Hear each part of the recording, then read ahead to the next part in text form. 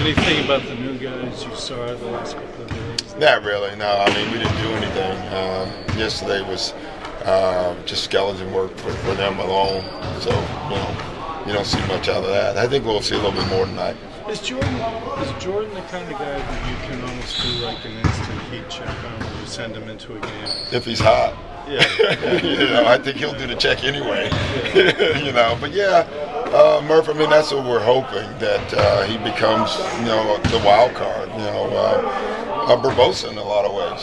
When he came in, you knew what he was going to do. We wanted to do that with Jordan. I think Jordan right now, his conscience is too good. You can see him coming in trying to be a ball mover, and that's not really what he's been, and I don't really want him to be that much. So I want him to be an aggressive scorer. But I like the fact that he's trying to fit in. It's a wake-up call. No time to adjust. You don't want to come in, help him right away. You don't want to have a period where he's adjusting and trying to fit. Just want to come in and help him right away. Sure. I know you do it every year, but how difficult is it to integrate new guys at this stage of the season? It's tough. I mean, this is tougher because there's young guys. Honestly, it's much easier with older veterans because they kind of, exactly who they are. They're not trying to be anything else but that. And they just want to kind of fit in. Where young guys tend to want to show you that they belong and not only just belong but can be something. So it's a little tougher. Do you guys plan on signing Terrence to another 10-day deal? I think so, but I don't know yet. We'll see. And as far as obviously buyout, teams have to end, I think, tomorrow. Yeah, Are you guys looking at anything there? Yeah, but no one's going to get bought out. Yeah. We're hoping some of the guys who made the All-Star team get bought out, but none of them will. So it's been really quiet. The trade was quiet, even though there was a lot of chatter about a lot of people. And I think the buyout, but with buyouts, you never know until the last second. A guy just walks in and says, I want out, and the team says yes. It's rare. So you guys going to look overseas if the buyout gets quieter? You're going to wait till... Yeah, we're just going to wait, and that's the only thing you have now. If once the buyout season is over, you basically have overseas guys or free agents who are just out there, and usually they're out there for a reason. What have you thought of Terrence's play?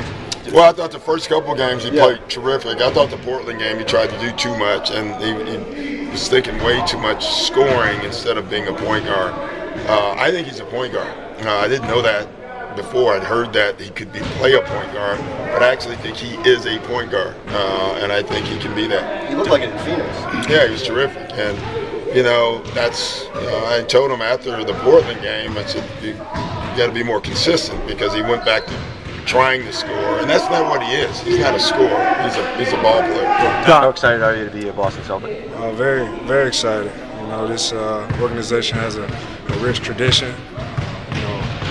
Countless championships. So it's just an honor to be a part of this organization. What was it like being around the team for a few days, but not actually being signed? Oh, it's been good. Just to meet some of the guys. I know a couple of guys. Jeff and Chris Wilcox from Oklahoma City, Jordan Crawford, we played together in college.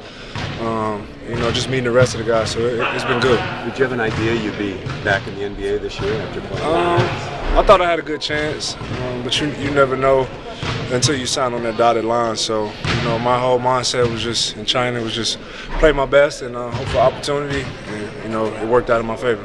How was that experience in China? It was okay. The Chinese basketball league is growing. It's getting better and better every year. So, I think it was a good experience for me. What have they told you about your role here? Basically, just come in, defend and rebound. That's what I think they're looking for. So, I just want to come in and play hard and, pick my spots in the offensive end. But, I think I want to concentrate on defense and rebound. How much Chinese league basketball have you actually watched? How much Chinese league basketball have you haven't played? I've watched exactly zero. I've watched clips, but I don't watch much of that because it's not against what I want to see anyway.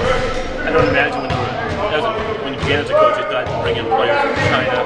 No, it's a good thing in a lot of ways. It just says how worldwide the game is and how, it's funny. We always talk about how all the European players are coming here.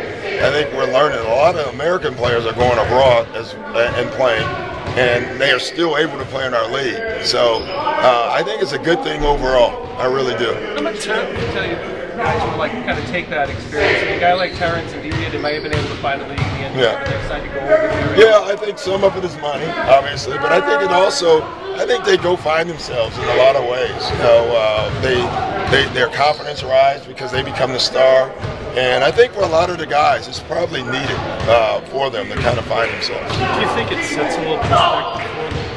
I mean, well, I would just say that I'm sure the travel's not the same, and everything else. The living conditions aren't the same, and I think it should. I mean, if you go over there or anywhere else and come back here, you want to stay here, and I think it would instill some hunger. It should.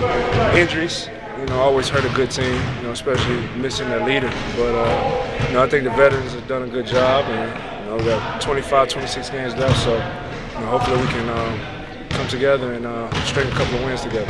Since 2007, Scott, this is the season where you've had to make the most adjustments as a coach. Yeah, I would say. Yeah, it's just been so much stuff, and it's not like you can predict the stuff. I mean, it's just, you know, things have just kind of been thrown at you, but it's been good. I mean, our guys are good. I got a good group of guys that are willing to adjust. You know, they don't. You know, if you change your lineups, there's no. Guys just kind of go with the flow here, and that's been a good thing.